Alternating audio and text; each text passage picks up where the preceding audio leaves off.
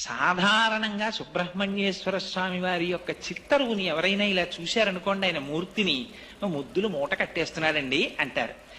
ఎంత అందంగా ఉంటాడంటే ముమ్మూర్తుల వాళ్ళ అమ్మగారి పోలిక, మరో మాటలో చెప్పాలి అంటే పార్వతీదేవి పోలిక.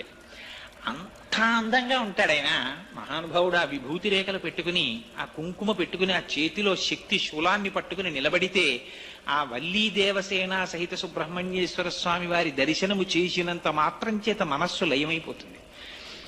అయితే అనేకమైనటువంటి దేవతాంశములు జన్మించాయి, కానీ వీటికి లేనటువంటి చిత్రం అంతా సుబ్రహ్మణ్యేశ్వర స్వామి వారి అవతారం దగ్గర వచ్చింది. ఎందుచేత అంటే మీరు ఏ గ్రంథం తీసుకోండి, పవిత్ర గ్రంథం శ్రీమద్ రామాయణం తీసుకోండి, బాలకాండలో సుబ్రహ్మణ్యేశ్వర స్వామి వారి అవతారం చెప్తారు.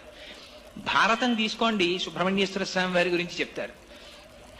వామన పురాణం తీసుకోండి, సుబ్రహ్మణ్యేశ్వర స్వామి వారి గురించి చెప్తారు. స్కాంద పురాణం